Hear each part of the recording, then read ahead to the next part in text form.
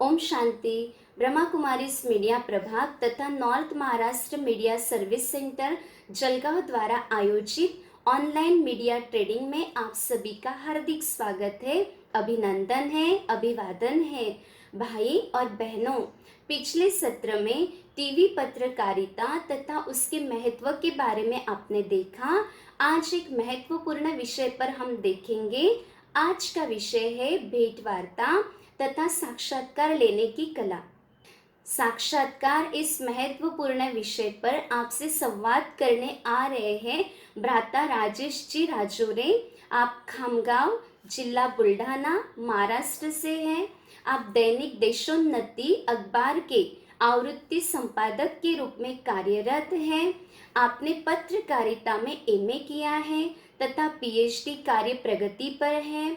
पत्रकारिता में बीट प्रमुख, वार्ताहर से लेकर संपादक पद का आपका सफर बहुत अनुभव तथा प्रेरक रहा है।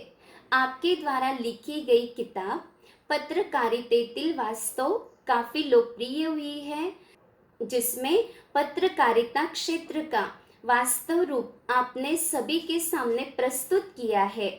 आपको कई पुरस्कारों से सम्मानित किया गया है। कुशल वक्ता के रूप में आप उभर कर सामने आए हैं, जिससे आपने कई सम्मेलनों, वर्कशॉप, सेमिनार में अपनी वाणी से पत्रकारिता की सेवा की है। मीडिया प्रभाग के आप फैकल्टी मेंबर भी हैं। भाई और बहनों, किसी से साक्षात्कार कर उसके व्यक्तित्व के अंतरंग दर्शक, प्रेक्षक, पाठकों को प्रस्तुत करना एक कला भी है और साधना भी है। भ्राता राजेश जी राजोरे आपको इस साधना के लिए आवश्यक बातें बताएंगे, जिससे आप एक कुशल संवादक, साक्षात्कारकर्ता बन सकेंगे। आइए सुनते हैं भ्राता राजेश जी राजोरे से। विषय है साक्षात्कार लेने की कला। ओम शांति। मीडिया प्रभाग संचालित media service centre north Maharashtra Jalgaon द्वारा आयोजित ऑनलाइन मीडिया ट्रेनिंग में आज हम भेंट मुलाकात साक्षात्कार लेने की कला इस विषय पर ट्रेनिंग हेतु एकत्रित हुए हैं। सर्वप्रथम मैं आयोजकों को बधाई देना चाहूँगा कि उन्होंने ऑनलाइन मीडिया ट्रेनिंग का आयोजन को मूर्त स्वरूप दिया है तथा इससे पूर्व 1998 में न्यूज रिपोर्टिंग ट्रेनिंग तथा 2017 में महाराष्ट्र राज्य स्तरीय मीडिया ट्रेनिंग के सफल आयोजन के बाद अब 2020 के इस अंतिम माह में ऑनलाइन मीडिया ट्रेनिंग का आयोजन आपने कर बहुत बढ़िया कार्य किया है। फिलहाल कोविड का समय है, हम अप्रत्यक्ष रूप से इस ऑनलाइन मीडिया की ट्रेनिंग को मिल रहे हैं। इसका श्रेय मीडिया प्रभाग के अध्यक्ष आदरणीय राजयोगी ब्रह्म कुमार करुणा भाई जी, उपाध्यक्ष ब्रह्म कुमार आत्मप्रकाश भाई जी, राष्ट्रीय समन्वयक ब्रह्म कुमार सुशांत भाई जी और मधुबन समन्वयक ब्रह्म कुमार शंतनु भाई जी, हमारे मार्गदर्शक फैकल्टी के वरिष्ठ अधिकारी प्रोफेसर कमल दीक्षित जी को जाता है, जिन्होंने इस मीडिया ट्रेनिंग को मंजूरात दी, तथा ब्रह्म कुमार डॉक्टर सोमनाथ वडनेरे भाई जी को भी जाता है कि जिन्होंने वास्तव में इसको ऑनलाइन ट्रेनिंग को मूर्त रूप दिया। मैं आप सभी का पुनश्च स्वागत करता हूं और आयोजकों के प्रति ऋण व्यक्त करते हुए उन्होंने मुझे इस मंच को साझा करने की जो एक मौका दिया है, उसके प्रति उनका भी आभार व्यक्त करता हूं। तो यहाँ उपस्थित भाइयों और बहनों, हम अब अपने विषय के अनुसार ट्रेनिंग शुरू करते हैं। विषय बहुत ही सुंदर है, भेंट मुलाकात साक्षात्कार लेने की कला। हम आगे से जब भी साक्षात्कार लेने की कला बात करेंगे तो उसी में भेंट और मुलाकात ये शब्द आ गए, ऐसे आपको समझना है। आपने जीवन में जीवन जीने की कला के बारे में सुना होगा, आर्ट ऑफ लाइफ, ये शब्द सुने हैं। वैसे तो हर बात की एक कला होती है और वैसे ही मीडिया में मुलाकात लेने की भी एक कला है, जो आज हम समझेंगे। मैं आप सभी को सर्वप्रथम माफी थोड़ी मांगना चाहूंगा कि मैं मराठी अखबार डेली देशोन्नति से संपादक आता हूँ, तो शायद कुछ हिंदी शब्द मेरे मराठी बीच बीच में आ जाए, तो आप मेरी हिंदी इतनी शुद्ध नहीं है तो भी आप उसको समझ लेंगे और शब्द समझने के बजाय मेरी भावनाओं को समझेंगे, ऐसे मैं आपसे अपेक्षा करता हूँ। वास्तव में मीडिया में साक्षात्कार, मुलाकात, भेंट का बहुत ज्यादा बड़ा महत्व है। पिछले कुछ वर्षों में इलेक्ट्रॉनिक मीडिया ने इसे लोकप्रिय बनाया है। मतलब जानकारों के मुताबिक इसके विकास की अनंत संभावनाएं अभी और दिख रही है। यहाँ दिए विषय अनुसार साक्षात्कार लेना एक कला है। इसके लिए पर्याप्त परिपक्व एवं सूझबूझ की आवश्यकता होती है। साक्षात्कार जनसंचार का अनिवार्य अंग है। आप यहाँ उपस्थित सभी लोग मीडिया से जुड़े हैं और आपको साक्षात्कार लेके ही आना चाहिए, ऐसे हम समझते हैं। मीडिया कर्मी को साक्षात्कार लेके नहीं आया ऐसा बोलना वैसे भी शोभा नहीं देता। वास्तव में साक्षात्कार लेते वक्त जो बातों का ध्यान रखना है वही हम आपको आज यहाँ बताएंगे, जिससे और कभी जब भी आपको साक्षात्कार लेने का मौका मिले या साक्षात्कार लेने का कार्य आप पर सौंपा जाए तो आप अच्छे ढंग से साक्षात्कार ले सकेंगे। विश्व के प्रत्येक क्षेत्र में हर भाषा में साक्षात्कार लिए जाते हैं। पत्र पत्रिका, आकाशवाणी, दूरदर्शन, टेलीविजन और अन्य चैनलों में साक्षात्कार देखे जा सकते हैं। यहाँ ये भी मैं आपको बता दूं कि हम जितने साक्षात्कार देखेंगे उतना ही अच्छा साक्षात्कार ले और दे सकेंगे। अभी के समय में तो फोन, मोबाइल, ईमेल, इंटरनेट के माध्यम से भी विश्व के किसी कोने में भी कोई भी स्थान पर अगर आप रहते हैं तो वहां से भी साक्षात्कार लिया जा सकता है। अंतरिक्ष में संपर्क स्थापित कर भी साक्षात्कार होता है। यह पहली बार पूर्व प्रधानमंत्री इंदिरा गांधी इन्होंने हमें बताया है। अंतरिक्ष यात्री कैप्टन राकेश शर्मा से उन्होंने संवाद किया था, यह आप सभी को मालूम है, जिसे दूरदर्शन ने प्रसारित भी किया था और उसे भी साक्षात्कार ही कहा जाएगा। वैसा कहते हैं कि मनुष्य में दो प्रकार की प्रवृत्तियां होती हैं। एक तो यह कि वह दूसरे के विषय में सब कुछ जान लेना चाहता है और दूसरी यह कि वह अपने विषय में या अपने विचार दूसरों को बता देना चाहता है। अपने अनुभव से दूसरों को लाभ पहुंचाना और दूसरों के अनुभव से लाभ उठाना, यह मनुष्य का स्वभाव है। साक्षात्कार भी मानवीय अभिव्यक्ति का एक माध्यम है। इसे भेंट वार्ता, इंटरव्यू, मुलाकात आदि भी कहते हैं। और इंटरव्यू का मतलब व्यक्ति विशेष के साथ साक्षात्कार करना, वो भी किसी एक निश्चित प्रश्नमाला के आधार पर उसके व्यक्ति के पूरे विचार, उसके संबंध में पूरी जानकारी प्राप्त करना है। ये प्रश्न किसी विशेष दृष्टि से पूछे जाते हैं। जब प्रश्न पूछे जाते हैं साक्षात्कार में तो विशेष दृष्टि से पूछे जाते हैं। वैसे इंटरव्यू में दो व्यक्तियों की हम जो देखते हैं नोक-झोंक, रगड़, टकराहट, वो थोड़ा इंटरव्यू में जान डाल देती है और वो जान डाल देती है। साक्षात्कार उससे और अच्छा होता है ऐसा माना जाता है।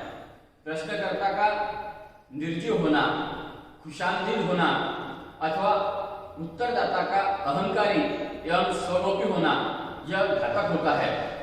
एक आपको पता होगा, एक शायर ने लाइन लिखी थी, अभी फिलहाल में ही पंतप्रधान जी का एक साक्षात्कार एक फिल्म अभिनेता ने लिया था और उसके बारे में बहुत सारी टीका टिप्पणी हुई उस साक्षात्कार के बारे में। तो एक शायर ने एक लाइन लिखी थी कि उन्होंने बस इसलिए किसी सवाल का जवाब दिया ही नहीं, उन्होंने बस इसलिए किसी सवाल का जवाब दिया ही नहीं, आप आम कैसे खाते हैं जैसा सवाल किसी ने पूछा ही नहीं। आप आम कैसे खाते हैं जैसा सवाल किसी ने पूछा ही नहीं। तो ऐसा भी नहीं होना चाहिए। प्रश्नकर्ताओं को वास्तव में बहुत ही सूझबूझ के साथ काम करना है। साक्षात्कार की कुशलता, साक्षात्कार के जो पात्र का सहयोग, ये दोनों भी आपसी सामंजस्य जिसको कहेंगे, इसके ऊपर साक्षात्कार निर्भर करता है। साक्षात्कार के वैसे दो प्रकार होते हैं, एक वास्तविक और दूसरा काल्पनिक। वास्तविक साक्षात्कार जो हम प्रत्यक्ष रूप से ले रहे हैं उसको हम वास्तविक साक्षात्कार कहेंगे, और एक काल्पनिक साक्षात्कार भी होता है जो कल्पना से ही बनाया जाता है। उसके नमूने भी हम आपको यहाँ पर बताएंगे थोड़ी देर में, आप उसको देखेंगे तो आपके ख्याल में आ जाएगा।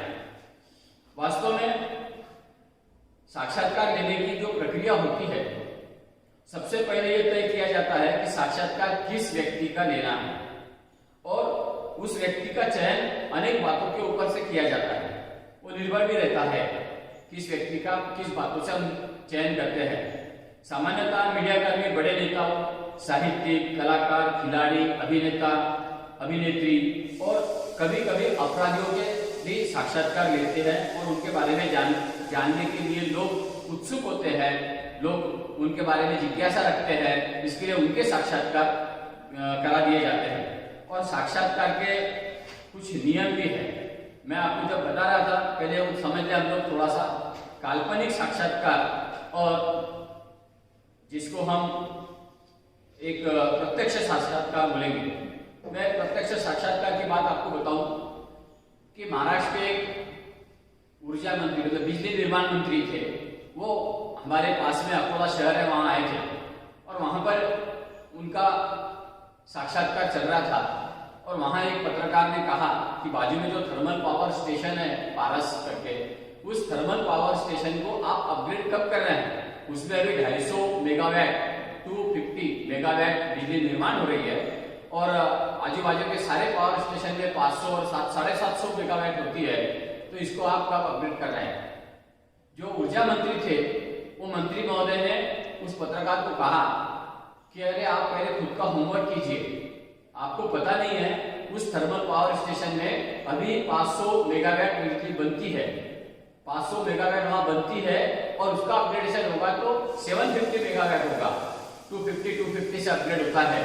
तो आप पहले होमवर्क कीजिए, अभी वहां पर 500 मेगावाट बनती है। मतलब उस पत्रकार को ये पता नहीं था कि यहाँ कितनी बिजली बनती है, और हम सवाल कर रहे हैं कि वहां कितनी बिजली बनना चाहिए। तो ये है होमवर्क वाली बात। तो ये प्रत्यक्ष साक्षात्कार में आपकी तैयारी भी होनी चाहिए, आपको भी उसकी जानकारी होनी चाहिए, आप क्या पूछ रहे हैं। कभी कभी साक्षात्कारता जो है, साक्षात्कार देने वाले व्यक्ति, वो पत्रकार को सामने जो अपन लोग मीडिया कर्मी है अपने को सवाल कर देते हैं, तो हमको उसका जवाब देते भी आना चाहिए, और हमारे को उसके बारे में थोड़ी जानकारी भी होना जरूरी है। काल्पनिक साक्षात्कार की भी बात एक थोड़ी सी कैसे होता है, मैं थोड़ा सा आपको एक नमूना बताता हूँ। कि जैसे अंधेरे ने कहा, काल्पनिक साक्षात्कार, अंधेरे ने कहा कि हे दीप, मेरी तेरे से क्या शत्रुता है, या तू मुझसे क्यों शत्रुता रखता है?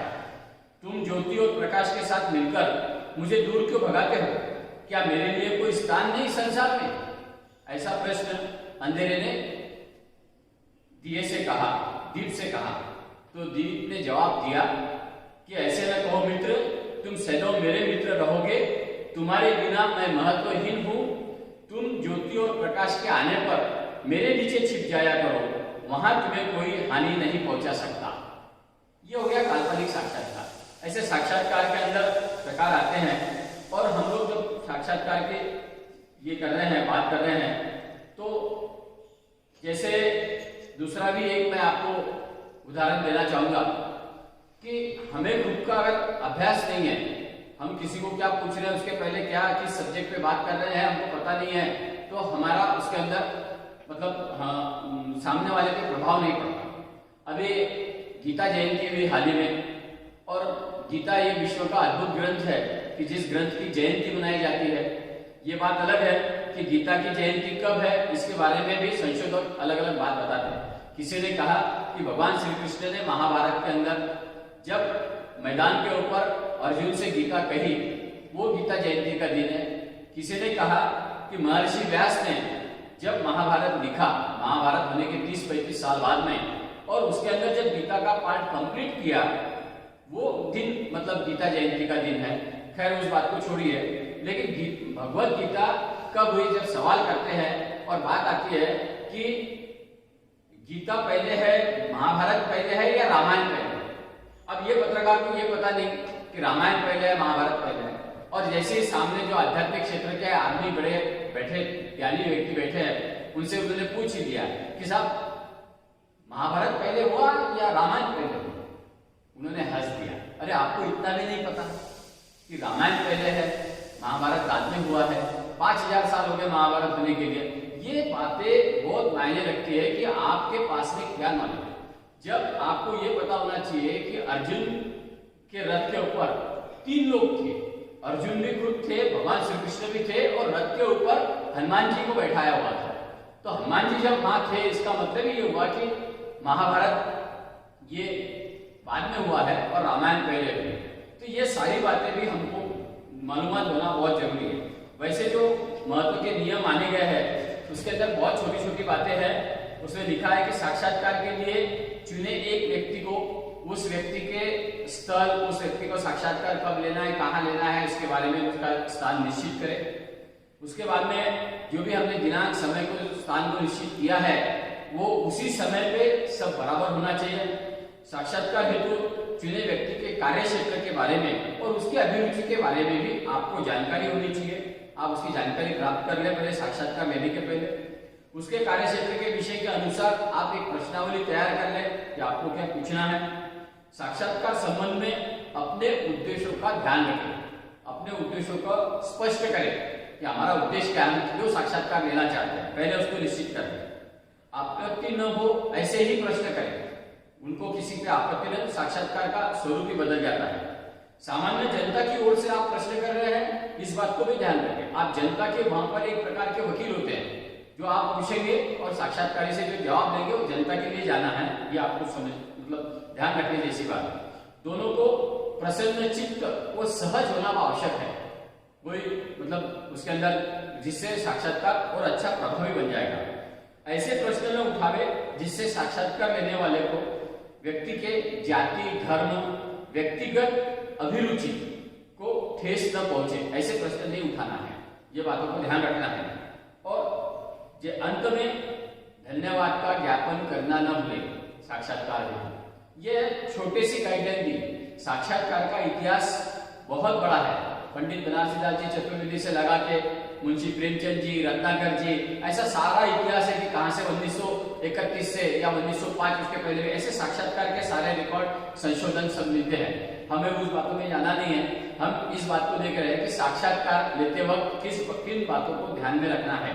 और हम ये कला इसलिए बोल रहे हैं आपको कि ये वैसे तो हर चीज कला है, लेकिन साक्षात्कार लेने की जो कला है वो कैसे मतलब आप प्रभावी करते हैं उसके हिसाब से आप देख रहे हैं। तो साक्षात्कार लेते वक्त आपको खुशी खुशी मतलब व्यक्त होना है, हंसते खेलते लेना है। साक्षात्कार के लिए अलग अलग प्रकार है। आप कैसा साक्षात्कार लेना चाहते हैं? आप भावनिक साक्षात्कार लेना चाहते हैं, आप खिलाड़ी वृत्ति से लेना चाहते हैं, आप गर्मागर्म साक्षात्कार लेना चाहते हैं। अभी जो बहस हो रही है टीवी पे वो देख रहे हैं। साक्षात्कार फोन पे, मोबाइल पे वैसे भी आप ले सकते हैं, लेकिन आपको बोलने की कला उसके लिए आना बहुत जरूरी है। और इसलिए यह है कि जो ज्यादा सुनेगा, आपको कुछ पढ़ना भी चाहिए इस मामले में। जितने आप पढ़ेंगे न्यूज़पेपर और जितना आप ज्यादा सुनेंगे साक्षात्कार आपको करना। अभी बहुत सारे फेमस साक्षात्कार जिसको हम बोलते हैं, रजत शर्मा का आपकी अदालत होता है, और भी बाकी बड़े बड़े पत्रकार हमारे मीडिया के अंदर जिनका हमें सहयोग प्राप्त होता है, एल के सिंह, ये खुद भी बहुत अच्छे साक्षात्कार लेते हैं। तो इन लोगों के साक्षात्कार जब हम देखते हैं, सुनते हैं, तो हमें साक्षात्कार लेने की ऊर्जा भी प्राप्त होती है। और एक सबसे बड़ी बात है कि आपको खुद को ही तैयार होना चाहिए साक्षात्कार लेने के लिए। आप जितना आपको नॉलेज है, जितनी आपकी इंफॉर्मेशन है, जितना आप सामने वाले व्यक्ति को बोलते करेंगे, ऐसा उसको मराठी में हम बोलते हैं कि समोरच्याला बोलतं केलं पाहिजे, तो उसको जितना हम बोलने लगाएंगे उतनी ही ज्यादा इंफॉर्मेशन हम जनता के लिए दे पाएंगे। और इसी रूप से साक्षात्कार जो है वो ज्यादा प्रभावी होगा, बहुत अच्छा होगा। आप साक्षात्कार ले सकते हैं। कोई भी प्रकार का उसमें मन में, जिसको हम बोलते हैं कि न्यूनगंड की भावना मन में कि मैं ऐसा कैसा हो, एक सहज टॉक भी हम लोग करते हैं तो वो साक्षात्कार हो जाता है, वो साक्षात्कार प्रभावी हो जाता है। कुछ भी बनावट करना नहीं है, बहुत अच्छे ढंग से साक्षात्कार आपको लेना है और आप ले सकते हैं। साक्षात्कार के मामले में बहुत सारी ज्यादा सीखने की और समझने की जो जानकारी है वो प्रत्यक्ष साक्षात्कार देखकर ही आती है। और मैं तो ये कहूंगा कि आप सभी लोग अपने आप को इस बात के लिए तैयार करें। हम मीडिया कर्मी हैं और हमें साक्षात्कार लेना शुरू कर देना चाहिए। और हम साक्षात्कार लेते लेते एक दिन ऐसे पहुंच जाएंगे कि हमारे साक्षात्कार लेने के लिए दूसरे आए। वैसे तो कुछ साक्षात्कारों ने साक्षात्कार का वर्गीकरण भी किया हुआ है, और एक बहुत बड़ा नाम जो डॉक्टर विष्णु पंकज, इन्होंने तो एक हिंदी इंटरव्यू, उद्धव और विकास, यह अपना शोध प्रबंध किया हुआ है इस पर, और उन्होंने कहा है कि साक्षात्कार विधि का मतलब इंटरव्यू का जो जन्म है वो सन 1905 में हुआ है, और उन्हीं के हिसाब से जो वर्गीकरण उन्होंने साक्षात्कार के किए हैं वो भी हम थोड़ा सा देख लें। तो स्वरूप के आधार पर साक्षात्कार होते हैं, तो उसमें व्यक्तिनिष्ठ और विषयनिष्ठ ये दो बातें आती हैं। और विषय के आधार पर जो साक्षात्कार होते हैं तो उसमें साहित्यिक और साहित्यतर बिना साहित्य वाले लोग, ऐसे विषय का भी हम साक्षात्कार होता है।